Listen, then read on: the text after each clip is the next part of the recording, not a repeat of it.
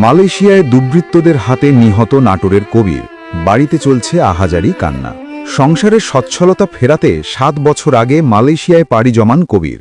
সেখানে কে সেল নামে এক কোম্পানিতে গার্ডের চাকরি করতেন। এরপর 2 বছর আগে ছুটিতে বাড়ি আসেন প্রবাসী কবির। ছুটি কাটিয়ে আবারও মালয়েশিয়ায় কাজে ফিরে যান তিনি। গত 1 জানুয়ারি দেশে ফেরার কথা ছিল কবিরের। বুক ভরা স্বপ্ন নিয়ে স্ত্রী ও এক ছেলের কাছে ফিরবেন তিনি, কিন্তু সে ফেরা তার আর হল না। মালয়েশিয়ার চামান্ডা অতিরাম এলাকার দুর্বৃত্তদের হামলায় নিহত হন নাটোরের বড়াই গ্রামের ছেলে প্রবাসী কবির হোসেন। মঙ্গলবার রাত আনুমানিক 3টের দিকে বড়াই গ্রামে পরিবারের কাছে মৃত্যুর সংবাদ পৌঁছলে পরিবার লোকজন কান্নায় ভেঙে পড়েন। এ সময় এলাকার আত্মীয় স্বজন খবর পেয়ে নিহতের বাড়িতে ছুটে আসেন। তাদের আহাজারি আর কান্নায় স্তব্ধ হয়ে যায় পুরো এলাকা। নিহত কবির হোসেন নাটোর জেলার বড়াই গ্রাম উপজেলার গোপালপুর ইউনিয়নের কুলিয়াপাড়ার বাসিন্দা। পরিবারে স্ত্রী ও এক ছেলে সন্তান রয়েছে তার। পরিবার জানান 2018 সালে কাজের জন্য মালয়েশিয়ায় পাড়ি দেন কবির। এরপর মালয়েশিয়ায় একটি জারখানার গার্ড হিসেবে কাজ শুরু করেন। গত 2 বছর আগে ছুটিতে বাড়ি আসেন কবির। সামনে জানুয়ারি মাসের 1 তারিখে দেশে ফেরার কথা ছিল তার। মালয়েশিয়ার কে সেল কারখানার 2য় গেটে গার্ডের দায়িত্ব পালন করছিলেন তিনি। রাত 9টার দিকে বাড়িতে স্ত্রীর সঙ্গে মোবাইল ফোনে শেষ কথা হয় প্রবাসীর।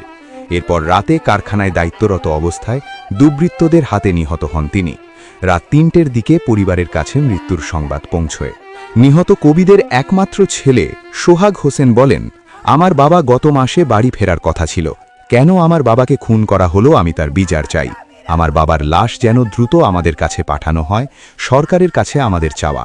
আমার আব্বু যেখানে ডিউটি করে ওই জায়গায় 2টা গেট আছে। আমার আব্বু 2য় গেটে ছিল, আর প্রথম গেট দিয়ে ঢোকা লাগে। প্রথম গেটের মানুষের কিছু হয়নি, কিন্তু আমার আব্বু 2য় গেটে ছিল। আমার আব্বুকে মার্ডার করা হয়েছে। প্রথম গেটের মানুষের কিছু কেন হইলো না, আর আমার আব্বু কেন 2য় গেটে রয়েছে? আমার আব্বু দূরে রয়েছে 2য় গেটে। আমার আব্বু কিছু জন্য মার্ডার হইলো। আমার এটাই আমার জানা, আপনার সরকারের কাছে আমার একটাই আবেদন যে আমার আব্বুর যারা মারছে তাদের জানি ফাঁসি হয়। স্ত্রী কান্না কণ্ঠে স্ত্রী শিউলি বেগম বলেন, আমার স্বামীর কত স্বপ্ন ছিল সে দেশে ফিরবে, সেজন্য সব রকম প্রস্তুতি নিচ্ছিলেন। রাত 9টায় আমাকে ফোন করেন। আমার বুকে ব্যথায় কথা বলতে পারিনি। ব্যথা কমলে ফোন দিতে বলেছিল আমার স্বামী। পরে কল দিলে আর পাইনি। আমার স্বামীকে কে মারল, এমন শত্রুকে, তার বিচার চাই। এই বয়সে কি আমার স্বামী মরার মানুষ ছিল গো। এ বিষয়ে গোপালপুর ইউনিয়ন পরিষদের প্যানেল চেয়ারম্যান আব্দুস সামাদ বলেন, কবিরকে এই দেশে না পাঠানো হয়, যে কোম্পানির কাছে চাকরি করুক, ওরা যদি না পাঠায় তাহলে মনে হয় কবিরে ওই দেশে থেকে লাশ আনাও সম্ভব হবে না এই পরিবারের।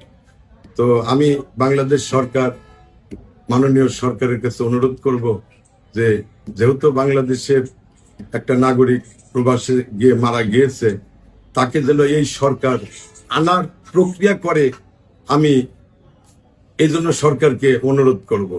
বড়াইগ্রাম উপজেলা নির্বাহী কর্মকর্তা লায়লা জন্নাতুল ফিরদৌস বলেন, আমরা শোকাহত এবং নিহতের আত্মার মাগফিরাত কামনা করছি। পরিবারের সাথে যোগাযোগ করে সার্বিক খোঁজ খবর নিচ্ছি। যে কোনো প্রয়োজনে উপজেলা প্রশাসন তার পরিবারের পাশে থাকবে। শোক সন্তপ্ত পরিবারের সদস্যদের প্রতি গভীর সমবেদনা ও সহমর্মিতা জ্ঞাপন করছি।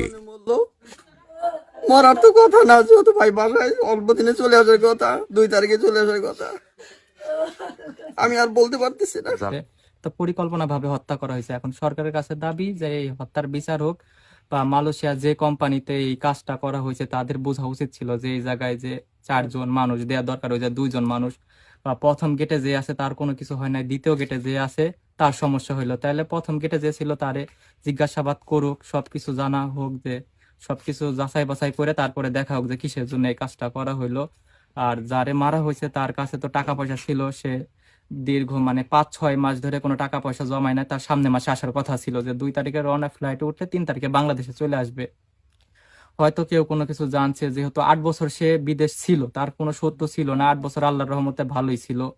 এখন হঠাৎ করে কি এমন শত্রুতার কারণে তাকে মারা হইলো যে সে দেশে আসবে?